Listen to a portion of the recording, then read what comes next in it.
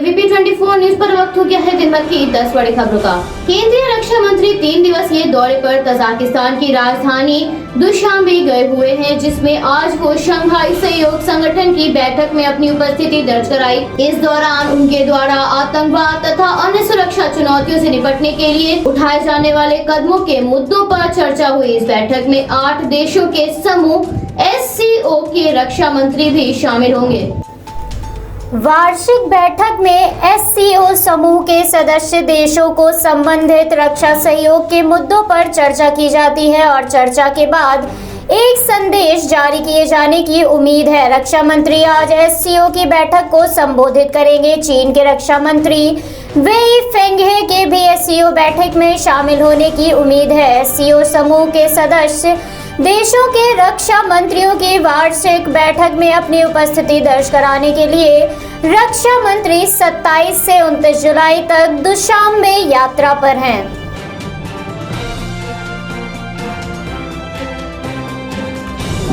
संसद में मानसून सत्र का आज 8वां दिन रहा। वहीं कृषि कानून, पेगासस जैसे मुद्दों को लेकर विपक्ष ने दोनों सदनों में जोरदार हंगामा किया। हंगामे के कारण लोकसभा और राज्यसभा की कार्यवाही को बार-बार स्थगित किया गया। मुद्दों को लेकर केंद्र को घेरने के लिए आज कांग्रेस के पूर्व अध्यक्ष राहुल गांधी की अगुवाई में संसद भवन में विपक्षी दल की बैठक भी आयोजित हुई थी।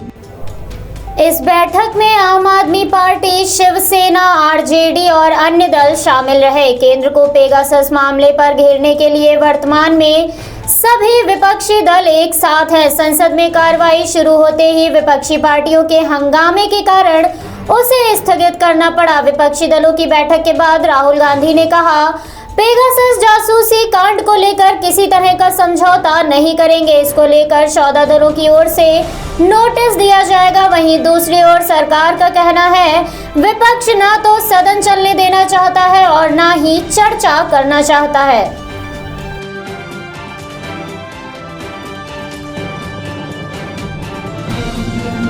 महाराष्ट्र में भारी बारिश से आए बाढ़ का कहर टूट रहा है। बाढ़ और भूस्खलन से 6 जिलों में भारी तबाही हुई है और अब तक भूस्खलन से हुए हादसों में मरने वालों की संख्या बढ़कर 209 हो गई है, जबकि 8 लोग लापता बताए जा रहे हैं।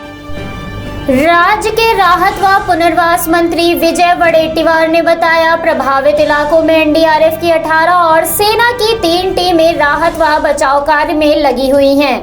गाडगिल समिति ने कोंकण क्षेत्र को इको सेंसिटिव क्षेत्र घोषित किया है। यदि यहाँ के प्राकृतिक वैभव के साथ छेड़छाड़ की जाएगी तो इसी तरह की आपदा से जूझना पड़ेगा। प्रभावित लोगों को स्थायी रूप से मदद का विचार किया जा रहा है। प्राप्त जानकारी के अनुसार राहत के लिए 6000 करोड़ रुपए की आवश्यकता है। वहीं राज्यपाल भगत सिंह कोश्यारी ने कल कोंकण के प्रभावित इलाकों का दौरा किया था और हालात का जायजा लिया था।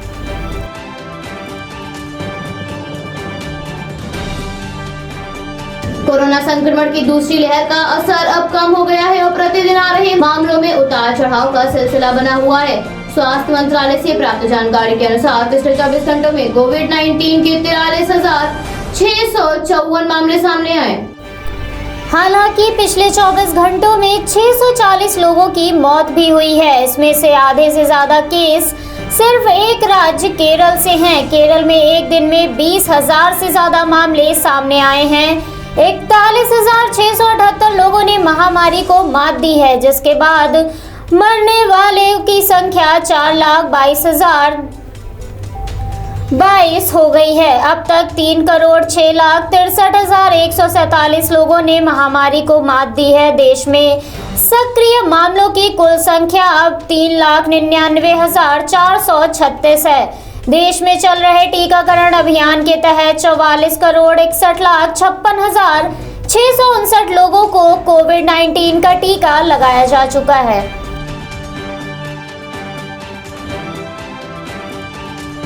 भारत में इस समय कोरोना के मामलों में गिरावट देखी जा रही है। ऐसे में कई राज्यों में अनलॉक हो रहा है। वहीं कुछ राज्य ऐसे हैं जहां मामले अभी भी खतरनाक बने हुए हैं, जिस वजह से वहां पर लॉकडाउन देखा जा रहा है। असम सरकार ने अगले आदेश तक गोलाघाट और लखीमपुर जिलों में पूर्ण लॉकडाउन लगाने का ऐलान किया है।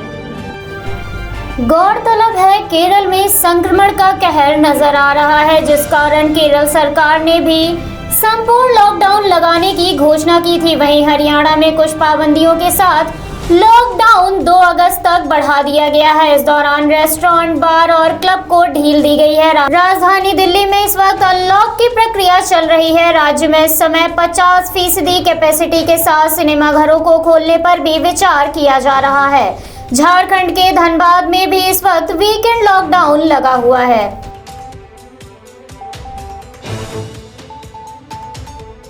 देश में मानसून के आगमन के बाद विभिन्न राज्यों में बारिश का सिलसिला बना हुआ है। कई दिनों से गर्मी की मार झेल रहे दिल्ली वासियों को कल हुई बारिश से काफी हद तक राहत मिली। दिल्ली के कई इलाकों में कल बारिश के बाद तापमान में गिरावट दर्ज हुई। भारतीय मौसम विज्ञान विभाग के अनुसार दिल्ली समेत हरियाणा और राजस्थान के कुछ इलाकों में भी कल बारिश हुई। इसके साथ ही यूपी, बिहार में भी मौसम करवट लेने वाला है। मौसम विभाग ने बिहार के लिए अलर्ट जारी किया है। भारतीय मौसम विज्ञान विभाग के अनुसार आगामी 3 दिनों तक उत्तर भारत के कुछ हिस्सों में भारी बारिश का खतरा बना हुआ है। आज हिमाचल प्रदेश और उत्तराखंड सहित हिमालयी राज्यों में अत्यधिक बारिश की संभावना जताई गई है।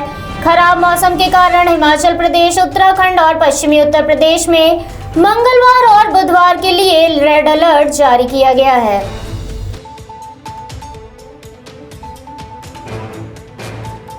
कर्नाटक बीजेपी में सियासी हलचल अब खत्म हो गई है और आज बीजेपी के वरिष्ठ नेता बसवराज बोम्मई को कर्नाटक के नए मुख्यमंत्री के रूप में राज्यपाल थावरचंद गहलोत ने शपथ दिलाई।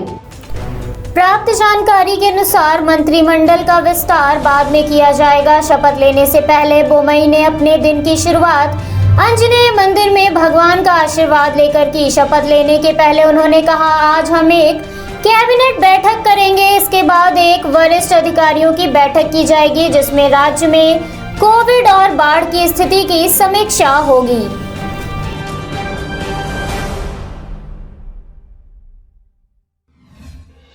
सीमा पर हुए विवाद को लेकर असम मिजोरम सीमा पर हिंसा भड़क गई थी, जिसके बाद केंद्र ने मामले पर संज्ञान लेते हुए दोनों ही राज्यों के मुख्य सचिवों और पुलिस महानिदेशकों को बैठक के लिए बुलाया है, जिसकी अध्यक्षता केंद्रीय गृह सचिव अजय भल्ला करेंगे। बैठक में असम मिजोरम सीमा पर अचानक भड़के हिंसा पर चर्चा की जाएगी। असम पुलिस के 5 कर्मी और 1 नागरिक की मौत हो गई थी और 60 से ज्यादा लोग घायल हो गए थे। बैठक में मुख्य सचिवों और डीजीपी से शांति फॉर्मूले पर काम करने के लिए कहा जाएगा ताकि इस तरह की हिंसा दोबारा ना हो। अधिकारियों के अनुसार हिंसा प्रभावित इलाकों में सीआरपीएफ को तैनात किया गया है। दोनों राज्यों ने अतीत में 164.6 किलोमीटर लंबी इस अंतर्राज्यीय सीमा पर लड़ाई की है, जिससे कभी-कभी हिंसक झड़पें होती रहती हैं।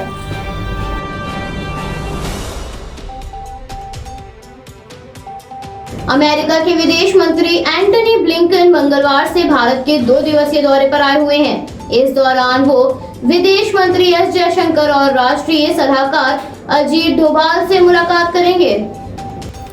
अफगानिस्तान में जिस प्रकार से सुरक्षा हालात बिगड़ रहे हैं, उसके मध्य ब्लिंकन का ये भारत का दौरा दोनों देश के साथ द्विपक्षीय संबंधों को मजबूत करने और हिंद प्रशांत क्षेत्र में क्वाड फ्रेमवर्क में सहयोग बढ़ाने के इरादे से काफी अहम माना जा रहा है। इसके लिए ब्लिंकन भारत और कुवैत की यात्रा पर आए हैं। कुवैत रवाना होने से पहले ब्लिंकन प्रधानमंत्री मोदी से भी मुलाकात करेंगे।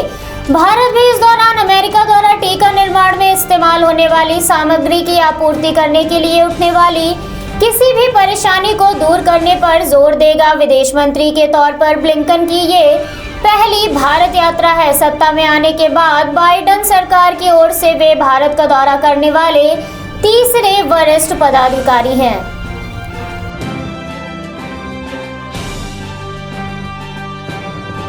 अमेरिका में लगातार कोरोना के मामलों में बढ़ोतरी दर्ज की जा रही है। पिछले 24 घंटों में वर्ल्डोमीटर के अनुसार अमेरिका में 60,000 से ज्यादा मामले सामने आए हैं। 60,000 से ज्यादा मामले सामने आने के साथ ही अमेरिका एक बार फिर संक्रमण के मामले में दुनिया में पहले स्थान पर पहुंच गया है। महामारी के मामलों में बढ़ोतरी होने के साथ ही अमेरिका के अस्पतालों में भर्ती होने वाले मरीजों की संख्या में भी वृद्धि देखी गई है।